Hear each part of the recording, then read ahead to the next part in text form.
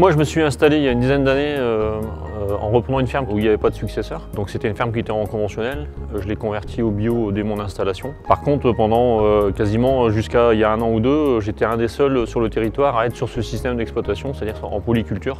Et ce qui m'avait un peu toujours surpris, c'est malgré la réussite de la ferme, de résultats économiques et techniques, on n'avait pas de vague de conversion dans le territoire. Ce que je voulais faire dans la concertation du territoire, c'était vraiment d'essayer à faire que le développement de la bio se fasse un peu plus concerté, parce que quand on le fait de manière un peu forcée, ça ne marche pas. On s'est aperçu dans d'autres régions, dans d'autres territoires, que la concertation a ça de bien que les gens se mettent autour de la table, commencent à se connaître, à discuter.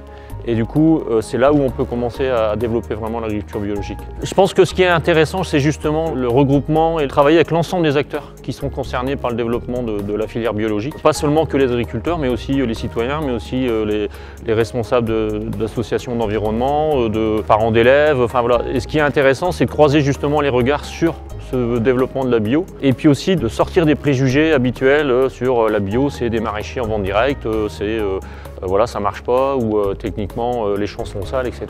Donc c'est de justement pouvoir confronter ces différentes idées pour que voilà, on sorte des habitudes des uns et des autres, et que, y compris au niveau du monde de la bio, on fasse un pas vers l'agriculture conventionnelle pour essayer justement de les aider à avancer dans ce développement-là. On a des marchés, il y a du développement important, on a entre 10 et 15% de croissance chaque année sur cette production-là. Et en région Nord-Pas-de-Calais, et en particulier sur la CAD, on n'a pas de conversion. Donc ça me paraissait intéressant d'y participer pour essayer de voir si, dans quelle mesure ce dialogue territorial permettait d'avancer.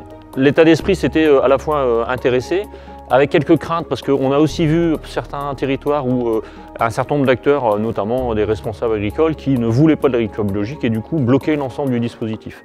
Mais globalement, moi j'ai trouvé ça quand même assez intéressant, assez enrichissant, et surtout je vois bien que les uns et les autres ont évolué dans leur façon de voir le développement de la bio. On ne peut pas dire que ce sera demain réaliste. Je pense qu'il faut une masse critique de développement de l'agriculture biologique pour pouvoir atteindre ce niveau-là.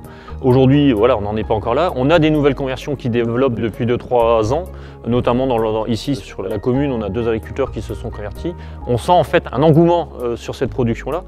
Après, le pôle, il n'a un intérêt que s'il rassemble l'ensemble des acteurs, et y compris les acteurs économiques, parce que c'est quand même eux aujourd'hui qui développent les marchés et qui structurent les marchés. Donc voilà, il y a un intérêt, et je pense que c'est réalisable. Moi, en tout cas, j'en suis convaincu, mais ça demande un certain travail, une certaine concertation, encore une fois, pour arriver à ce niveau-là.